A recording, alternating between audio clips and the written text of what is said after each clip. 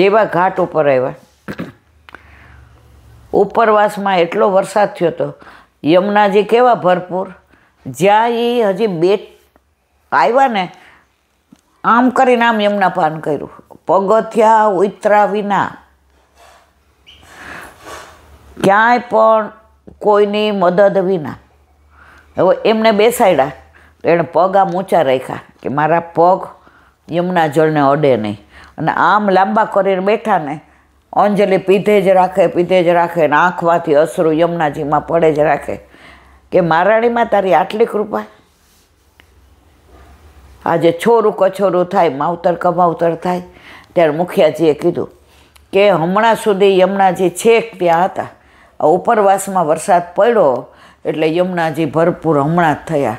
જીવનું કેટલું સુખ વિચારે છે મારા વાલા.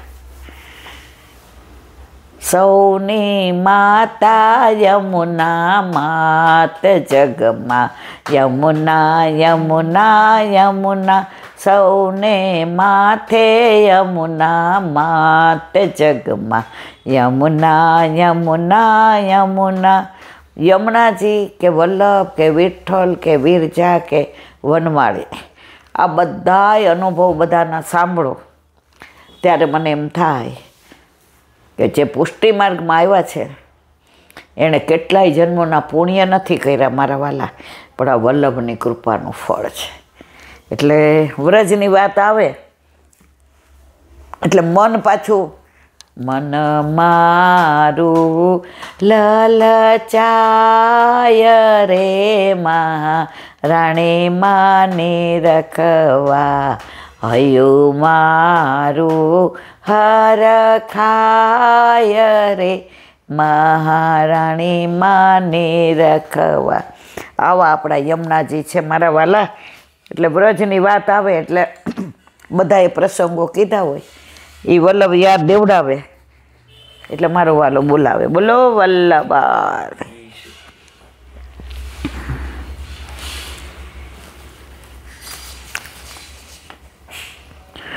સ્વરૂપ માત્ર પરતા તાત્પર્ય જ્ઞાનપૂર્વકમ ધર્મનિષ્ઠા યત્ર નૈવ પુષ્ટિમાર્ગ ચ કથ્યતે. ગુજરાતી.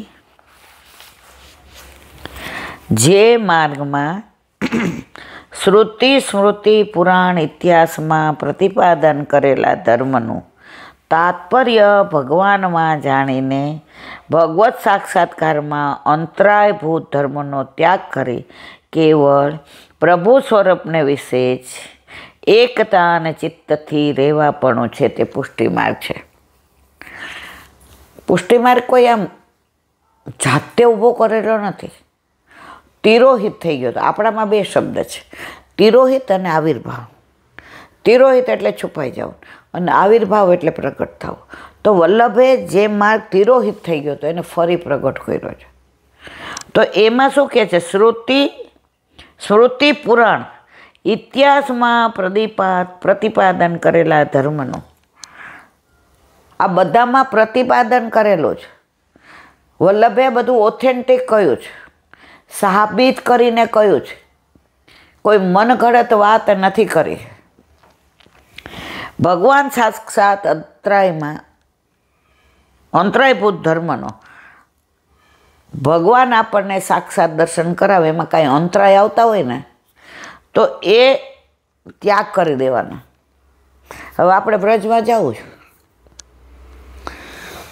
ઘરમાં મમ્મી તમારી તબિયત જુઓ, મમ્મી તમારું આમ જુઓ, એ રીતે જ છું, અને એ લોકોને ચિંતા થાય છે. પણ આપણને વિશ્વાસ કે વ્રજમાં જાશું પછી આ મારા પગ મારા નહીં રહે, આ શરીર મારું નહીં રહે, એ રજ જેવી અડશે. મુક્તિ કહે ગોપાલ સો મેરી મુક્તિ કબ હોય, જબ વ્રજ રજ ઉડ મસ્તક લગે, મુક્તિ તું મુક્ત હોય. મુક્તિને જે રજ મુક્ત કરે તો આપણા ઉપર પડે, પછી આ બધાય આપણા રહીએ. યમુનાજી એને ચલાવે ખરા, સાચવે ખરા, એને બધે દોડાવે ખરા. પછી વ્રજમાંથી આવીએ એટલે અહીંયા આવીને શું કહીએ, હવે 2-3 દી મારા આરામ. કેમ? એ વ્રજ રજનો પ્રતાપ હતો. એ વ્રજ ભૂમિનો પ્રતાપ હતો, એ યમના પાનનો પ્રતાપ હતો, એ ગિરિરાજબાઓના ચરણ સ્પર્શનો પ્રતાપ હતો, એ વલ્લભના ચરણ સ્પર્શનો પ્રતાપ હતો. અહીં આવ્યા તો કેમ આમ? આજે પણ એવું થાય છે. હું અહીંથી નીકળું એટલે આખો ડબ્બો દવાનો લઉં ને લઉં. અહીંયા થાય તો આમ ના, પછી તમે લખો ને આકાશે જુએ, બધું બરાબર. હરામ બરોબર ત્યાં પછી એક ગોળી મોઢામાં નાખતા હોઈએ. કેમ? વ્રજભૂમિ, વ્રજ રજ. એટલે મને તો વારંવાર આજે આવ્યો ને કાલે કોઈનો ફોન આવે, એલા બેન હાલો, આ મને આટલું બધી તકલીફ છે દુખાવાની. તો ઘણાય મને એમ કે એલા બેન તમે એટલી વાર ટ્રેનમાં બેસો. મેં હું ક્યાં બેસું છું? બેસાડવાવાળો મારો વલ્લભ છે. હું મારી ચિંતા કરું ને તો હું અહીંથી ઊભી થઈને ઓલા રૂમમાં ન જઈ શકું, પણ મારી ચિંતા મારો વલ્લભ કરે છે. એટલે મારી ચિંતા કરવા. વ્રજમાં તમે ભદ્રવનમાં જાઓ ને, ભદ્ર એટલે કલ્યાણ. ત્યાં અમે 1992 કે 95 ગયા હતા.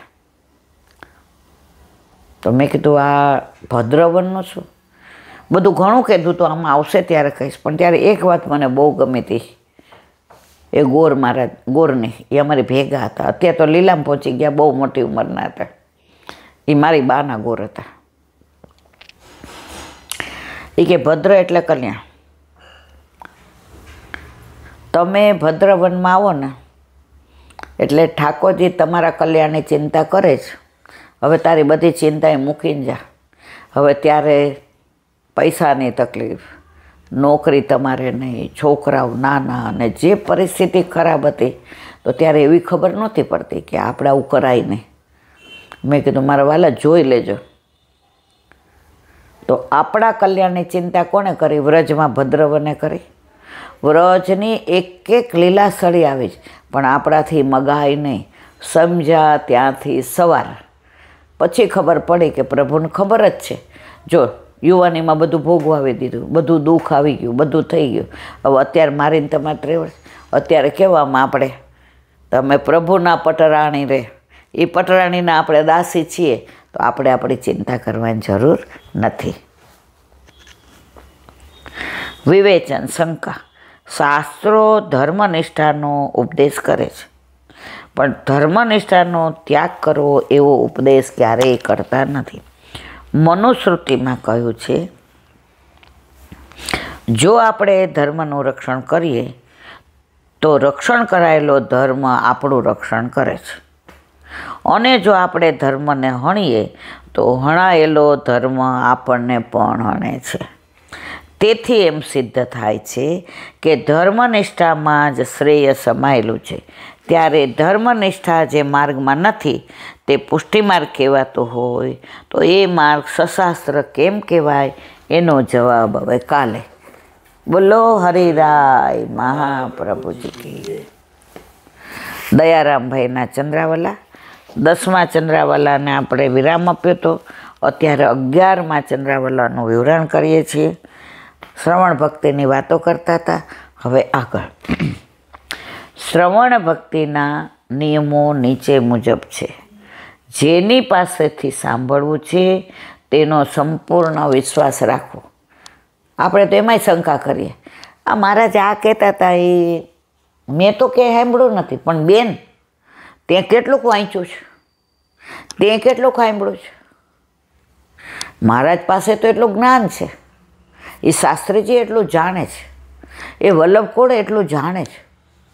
તો અહીંયા વ્યાસપીઠ પર બેઠા છે અને તું નીચે બેઠી છે. તો જ્યારે સામે વ્યાસપીઠ પરથી કહેવાતું હોય એનામાં ક્યારેય અવિશ્વાસ ન કરો. અવિશ્વાસ કરો સંશયાત્મા વિનશ્યતે. પોતાનામાં દિનભાવ રાખી શ્રવણ ઉત્સુકતા રાખવી. મને તો બધું આવડે છે, હું તો ખાલી સાંભળવા આવી છું, મારો વ્યવહાર નિભાવવા. જો ખોટો ટાઈમ બગાડો છો, દિનતા રાખવાની. હા હા હા હા, માં ઠાકોરજીને લીલાનું કેવું અદ્ભુત વર્ણન કરે છે. હા હા હા હા, ઓલા માખણ ચોરીની ઠાકોરજીની લીલા કરે છે ત્યાર તો જાણે ઠાકોરજી ગોપીઓના ઘરમાં જઈને માખણના લોંદા લઈને પોતે ખાઈને ગોપીને મોઢા પર લગાડતા હોય. આ લીલાની વાતો થતી હોય ત્યારે એ દર્શન થાય તો સમજી લેવું કે તમારામાં દીનતાઈ છે. અને બીજું શું કહે છે? શ્રવણ ઉત્સુકતા. તમને ઈગરનેસ હોવી જોઈએ, ઉત્સુકતા હોવી જોઈએ, જિજ્ઞાસા હોવી જોઈએ.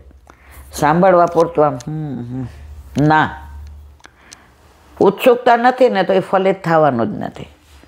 તે વખતે મનના ઉઠતા અનેક તરંગોને દૂર કરી કથા સાંભળવી. તમે જોજો, જેટલા આવે અથવા તો ફોન કરે, ઈલાબેન જેવા અષ્ટાક્ષરની માળા હાથમાં લઈએ ને આખી દુનિયાના વિચાર આવે, સેવામાં આવે. દુનિયામાં મન છે ને 1 સેકન્ડમાં અમેરિકાએ પહોંચી જાય, 1 સેકન્ડમાં કોકને ગાળોય દઈ આવે, 1 સેકન્ડમાં કોઈના માટે ખરાબ વિચારે કરી લે તો ફલિત ન થાય. તો જો તમે શ્રવણ ઠાકોરજીની લીલાનું કરો છો તો મનમાં ઉઠતા તરંગોને બને ત્યાં સુધી જો તમારા મારા હાથમાં નથી, પણ જેવો વિચાર આવે ને હટ કાઢો, સાંભળ. શરૂઆતમાં નાના હોય ને એટલે ગુજરાત વિદ્યાપીઠમાં કથા બેઠી હતી. હવે તમે ગયા હતા જંબુસર પગાર કરવા, નોકરી કરતા હતા. એટલે રવિવાર હતો, એટલે પિન્ટુ મોન્ટુ નાના, એટલે ઓલો આટાવાળો નાનો એવો કુંજો લીધો, એમાં પાણી ભર્યું. પહેલાં ક્યાં પ્લાસ્ટિકનું હતું, અને છોકરાઓ માટે મમરા વઘારી લીધા અને ગ્લુકોઝના બિસ્કિટનું પેકેટ લીધું. બેયને લઈ અને ગઈ. મેં કીધું હવે સાંજે પછી નિરાંતે આવી ખીચડી બીચડી બનાવશું. તો ત્યાં ગઈ. અહીંયા જ્યાં છે ને એના વખતે હવે મનમાં વિચાર આવે એને પપ્પા આવી જશે તો ચાવી તો મારી પાસે છે, આ તાળામાં તો એક જ ચાવી છે. વળી પાછો વિચાર આવે દૂધવાળો વયો. જો સાંભળવા છોકરાઓને લઈને શું આવી છું કથા, પણ ચિત્ત ક્યાં ભટકે છે? ઘરે. તો બેન તાર ઘરે જ રહેવું હતું ને. જો તમે કથા સાંભળવા આવો છો તો તમે એ દ્રશ્યને, વ્રજની વાતો થતી હોય તો પહોંચી જાઓ વ્રજમાં, પ્રહલાદની વાતો થતી હોય તો તમે જોઈ લો કે પ્રહલાદને કેવું નવધા ભક્તિનું પ્રભુએ પેલું કર્યું, ઋષિ ભગવાનને કેવા મનાવ્યા. ધ્રુવની વાતો થતી હોય તો સુનીતિને સુરીચી લાવો, નારદજીને સામે લાવો. સમુદ્ર મંથન હોય તો લક્ષ્મીજીને, ઠાકોરજીને, ઐરાવત હાથીને, ઉચ્ચશ્રવાને, અસુરોને, સૂરને. પણ જો તમને આ બધી લીલા નથી દ્રશ્યમાન થતી તો સમજી જાઓ તમારા મનના તરંગો ચારે બાજુ ઉઠે છે. હવે કે છે નિશ્ચિંત મન રાખી પ્રેમપૂર્વક કથા સાંભળ્યા. તમને કોઈ ફોર્સ તો કરતું જ નથી હો મારા વાલા, મારા હમ આવો ના આવો. તમને મન થાય કે વલ્લભની વાણી છે, શાસ્ત્રીજી પ્યોર પુષ્ટિ માર્ગીય છે, બ્રહ્મ સંબંધી છે અને ઠાકોરજી સિવાય બીજી વાતો નથી કરતા, તો પ્રેમ રાખીને સાંભળો. ફલિત થાય ને થાય, પરંતુ આપણને એવો પ્રેમ, આપણું નાનું ટેણિયું બોલતા શીખે ને તો આપણને આમ એની વાતો સાંભળે 10 જણને કહે હવે તો એ બા બોલતા શીખી ગયો, હવે એ પપ્પા બોલે જ. જો કેમ? એનામાં આસક્તિ છે. એની એ જ વાતો સસરા આવે નહીં કહીએ, સાસુ પપ્પા બોલે છો જો, એનામાં આસક્તિ છે, પ્રેમ છે.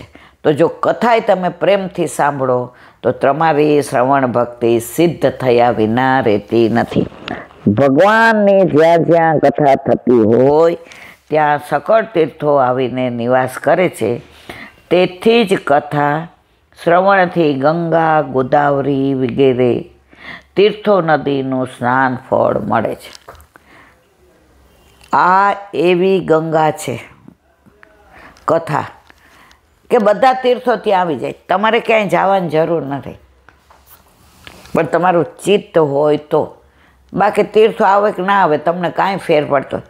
અહીંયા મારા બધી નંદ ઉત્સવની તૈયારી કરતા હોય ને, ગડગડ અવાજ થતો હોય ને, વાદળા ગડગડાટ કરતા હોય ને, વીજળી ચમકતી હોય ને, યમુનાજીમાં ઉફાણ આવતું હોય ને, ઠાકોરજીના પ્રાગટ્ય થવાની તૈયારી હોય, પહોંચી જાઓ ત્યાં, પણ નથી પહોંચાતો. મનમાં બીજા ગળગડાટ ચાલુ હોય છે. અને જ્યાં નંદ ઘેરાનંદ ભાઈ પાછા આમ જોઈએ, ઓહો નંદોત્સવ થઈ ગયો, બેન તમે ક્યાં હતા? બોલો વલ્લભાધીશ કી જય.